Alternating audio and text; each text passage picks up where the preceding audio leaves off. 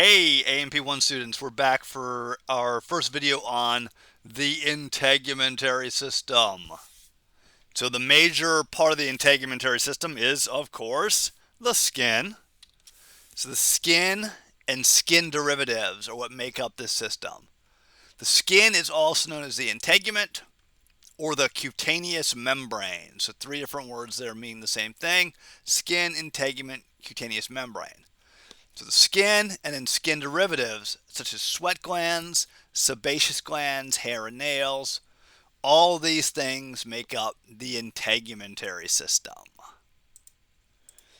And some big functions of our integumentary system include protection.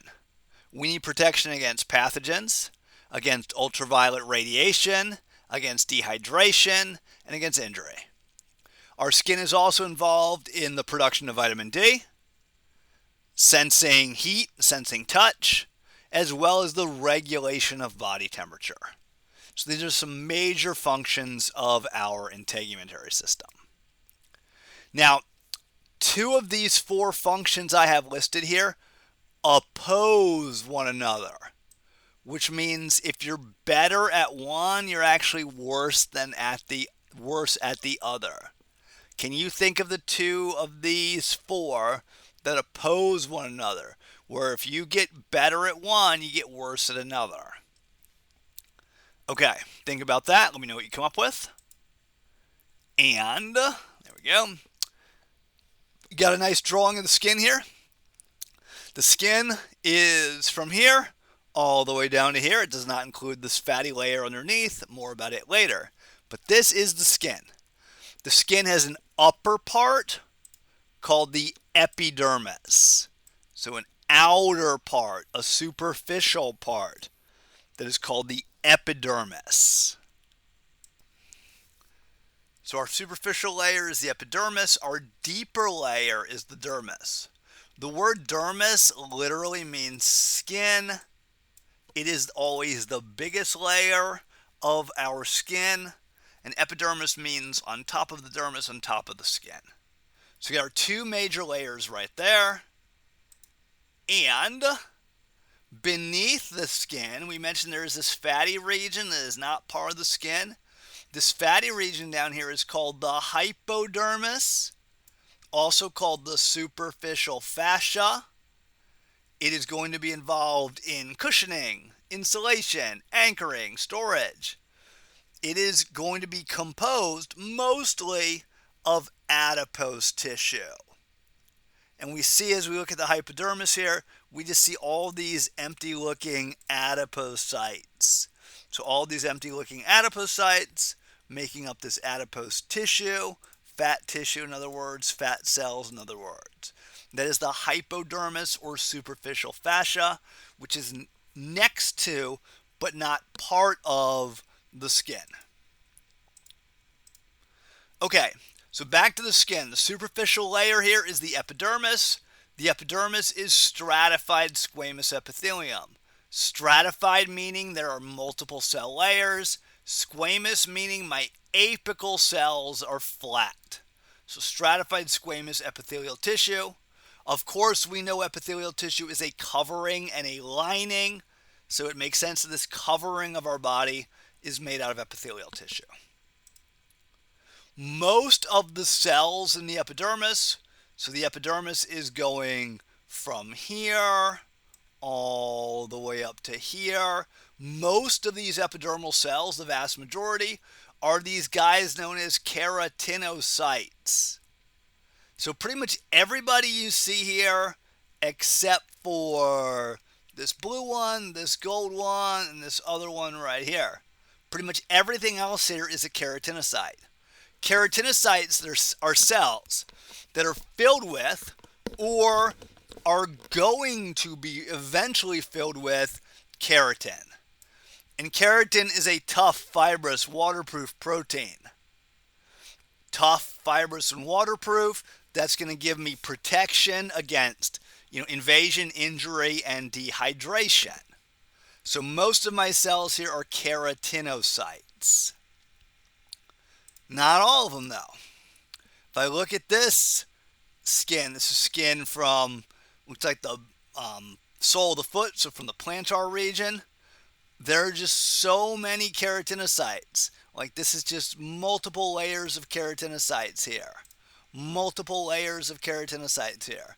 There's some other cells interspersed, but none that I can like immediately pick out. So vast majority keratinocytes. Now the other ones we've got are the epidermal dendritic cells, tactile cells, and melanocytes. If you know the word tactile has to do with the sense of touch. Melanocytes, you're probably familiar with melanin. Melanocytes make melanin, a protective pigment. So some good names here. Epidermal dendritic cells, well, epidermal, because it's in the epidermis. I mean, these are all epidermal cells. Dendritic cells are found in other places, though. That's why we put this descriptor here, because we have dendritic cells in other tissues. And the word dendritic means highly branched. So if I were to draw a dendritic cell, let me demonstrate my excellent capacity for fine artwork. So I'm going to draw a dendritic cell. Boom, boom, boom, boom, boom. A dendritic cell by name is going to be highly branched. Highly branched. I'm giving this guy a lot of branches. Look at all the branches this guy has. Some of them are big. Some of them are little. Some of the branches have branches. Just an amazing collection of branches on this guy. Look at that. So dendritic means really branched, like this one right here. And this is actually going to be crucial for its job. Crucial for its job, okay? All right. Let's keep on going. Let's talk about these three. Starting with melanocytes. Of course, melanocytes make the pigment melanin. There we go. The pigment melanin. So this is a melanocyte down here. This guy, he's rather branched himself, is he not? So this is a melanocyte down here. I'm just kind of like drawing around him. This is a melanocyte. And the melanocyte makes the pigment melanin. But remember, melanocytes are far less numerous than keratinocytes. Right? Lots of keratinocytes here as well. And what the melanocytes do, they make the melanin. So here are little granules of melanin in here. They make the melanin, then they transfer the melanin to neighboring keratinocytes. And that melanin sits on the sunny side of the nucleus, and that melanin is protecting the DNA in the nucleus from ultraviolet radiation from the sun. Here is some epidermis down here, and these are melanocytes here, and I see there are many arms going out. Many arms allows melanocytes to easily transfer melanin to a lot of keratinocytes. All right, and of course the amount of melanin differs from person to person, can change during the time of the year as well. All right, let's keep on going. Oh, here I just see some more melanocytes and keratinocytes. So here's a melanocyte down here. Here's a melanocyte down here and melanocyte over here. Melanocyte making melanin. Melanin transferred to the keratinocytes. Okay? And even in little bags, little vesicles for transfer. Now, these two individuals differ in their amount of pigmentation. This person has darker skin. They're going to have a larger number of these melanosomes and melanin granules compared to this person over here. So, nice looking melanocyte there, making melanin, transferring the melanin to neighboring keratinocytes, protecting them against UV radiation. All right, here are some keratinocytes with melanin granules on them. So here's a keratinocyte right here. Here's its nucleus. Look at these melanin granules right here. Generally found on that sunny side of that nucleus, protecting the nucleus, protecting the nuclear DNA from UV radiation. Oh, by the way, do you see these lines between the keratinocytes? Anybody remember what those are? It starts with a D. Those are desmosomes. All right, excellent. So that's it for melanocytes. Let's talk about tactile cells. Tactile cells are also known as Merkel cells. This guy right here is Herr Merkel. And Merkel cells are found in the deep part of the epidermis, and they're responsible for light touch. So if something presses on this surface of the skin here, that pressure is transmitted through all the keratinocytes. The pressure squishes a tactile cell, causing it to release some signals, some neurotransmitters, onto a neighboring nerve cell, which then takes that information to your spinal cord and to your brain, letting you know that something touched you. So that is a tactile cell, also known as a Merkel cell. Excellent. Let's talk about those epidermal dendritic cells, also known as Langerhans cells, after Paul Langerhans here. Langerhans cells or dendritic cells are found throughout the body in many different tissues, but usually in spots where pathogen invasion could occur. And the epidermis certainly lives up to that possibility. So epidermal dendritic cells, and I see one here in the deeper epidermis. I see its arms here, not quite as branched as the magnificent one I drew earlier, but he's got some arms. And what he's going to do is engulf and destroy pathogens. So like imagine there was a pathogen like right here. Little bacterium right there. These two arms could then join and engulf, in other words, do some phagocytosis. And once we engulf the pathogen, the dendritic cells destroy it. Then here's the interesting thing, or one of the interesting things. The dendritic cell does not stay here. Like once it's eaten and destroyed a pathogen, it'll actually take a little piece of the pathogen, stick it on its surface. It'll stick little fragments of the pathogen on its surface, like in the plasma membrane. Then the dendritic cell is going to leave the skin and travel to a lymph node. So this yellow thing right here is a lymph node. And in the lymph node, we find white blood cells. The dendritic cell basically shows the pieces of the thing it killed and finds white blood cells that can deal with it, with the idea being like, hey, I just killed this thing. It's probably trying to invade us. White blood cells, y'all better go check this out. So that is the big job of our epidermal dendritic cells, also known as our Langerhans cells. Got a few epidermal dendritic cells in the skin here. Again, notice their branchingness. You can see their arms. All right, cool. So we got our skin cells. There are also two basic types of skin.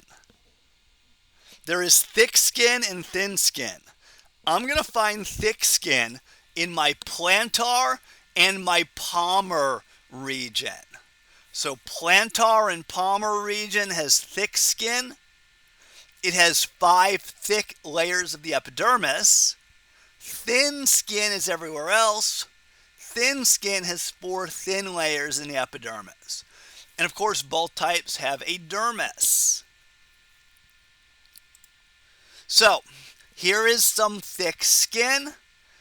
This is the epidermis from up here to down here. We've seen this picture already. The dermis is deeper down here. And we have the layers labeled here. The word we use for layer is stratum.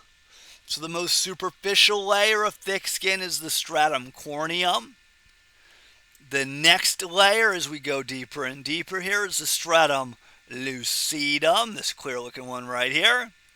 Then we got a very granulated looking one called the stratum granulosum. Then we've got another layer. We're getting towards the bottom of the epidermis here. This is the stratum spinosum.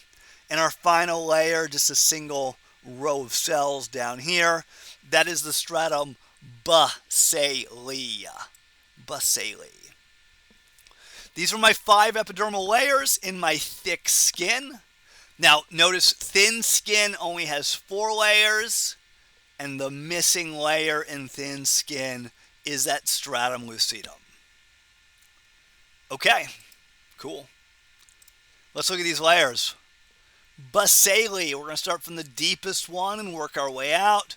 The stratum basale is the deepest one, the basalmost one, just superficial to the dermis. It's only a single row of cells. It's the only one that's going to be a single row of cells. Mostly keratinocytes, like I've got like 3, 6, 9 keratinocytes. And then I got melanocyte. Then I got more keratinocytes. Tactile cell, more keratinocytes. Melanocyte, more keratinocytes. Mostly keratinocytes. Many of the keratinocytes, we would describe them as being mitotic. So in other words, they're doing mitosis. In other words, they're doing cell division. And like I said, I'm going to find melanocytes here. I'm going to find tactile cells here as well, just in far smaller numbers than the keratinocytes. So that is our stratum basale. So let's move our way up a bit. And as we move our way up a bit, we are then going to be in the stratum spinosum. And my what do you call this thing? My bracket here is kind of crappy. Just realize that. Let me fix that bracket. I'm going to scratch out the bad one, okay? I made this one too big. Alright, I guess I should give you guys extra credit for every mistake I make. Nope, not a chance. That'd be way too much extra credit, don't you think? So this is the stratum spinosum here. It's kind of skinny right there. Stratum spinosum right here, a little thicker right here. Okay? Alright. It is several layers thick, like 3 here, like 8 layers here. Again, mostly keratinocytes. That's always going to be the case. And the keratinocytes here, in this layer, have prominent desmosomes. And I can actually see the desmosomes, like these little lines between the cells here. All these little lines of the desmosomes. Desmosomes strongly anchor the keratinocytes together, which lets our skin be a stronger, more protective barrier. I will also see some epidermal dendritic cells. So I got an epidermal dendritic cell here. I like him. Look how branched he is. That makes him good at mitosis. Now the keratinocytes in this layer, they can also be mitotic. They can be dividing, like I see a keratinocyte caught in the act of division right here. Now why do we need a lot of mitotic cells in these bottom 2 layers? Well, what is happening always at the top? We are always shedding cells on the superficial skin layers, and so we need to constantly be making new cells in the deeper layers. Good, good. Let's move our way up to the stratum granulosum right there. Several layers of keratinocytes. These are cells that are becoming keratinized. So you have these granules called keratohyalin granules. So as the keratin is being made in superabundant amounts, we've got these granules in them. I love the stratum granulosum because for me it's a great clue because I can usually easily find it on a picture, model, or microscopic slide. And once I find that granulosum, I can find the spinosum beneath it and the lucidum above it. So it is a great landmark for me. Speaking of stratum lucidum, 3 to 5 layers of dead keratinocytes. Now we are getting into the dead layers. I love having dead cells on my skin surface. I don't have to feed them, and I don't care if I lose them. Now the stratum lucidum is only in thick skin. It is not in thin skin. It's kind of clear, and that's what lucidum means. Lucid means clear. It's clear because it contains this clear protein called elidin, which is a precursor of keratin. In thick skin, we make so much more keratin, so we end up with abundant elidin, and we end up with these clear cells in this layer. Now, speaking of elidin and clear cells, we also see that in our lip, especially at like the edge of the lip, the clearness there, there's elidin in there. Are we going to test you on all this lip anatomy? Lip and nose anatomy here? Nah, just talking about elidin a little bit. All right, finally, the stratum corneum. Several layers of keratinocytes. And it depends like where you are in your body. Of course, thick skin will have a thicker stratum corneum than thin skin. And parts of your thick skin, like if you have a callus on your hand or on your foot, the corneum is getting really, really thick there. Stratum corneum, dead keratinocytes. At this point, they are basically just bags of keratin. And it is cells from your stratum corneum that you are always shedding away. Always shedding those keratinocytes. Okay, now there is a process called cornification. And this is the name for how a keratinocyte travels from the stratum basale into the stratum spinosum, stratum granulosum, lucidum corneum, how it accumulates keratin along the way, and how it dies. Now, what pushes the cells up?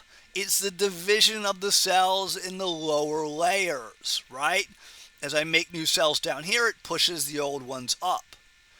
It takes about 2 weeks for a keratinocyte to be moved from the basale up to the corneum, and they stay in the corneum for another 2 weeks.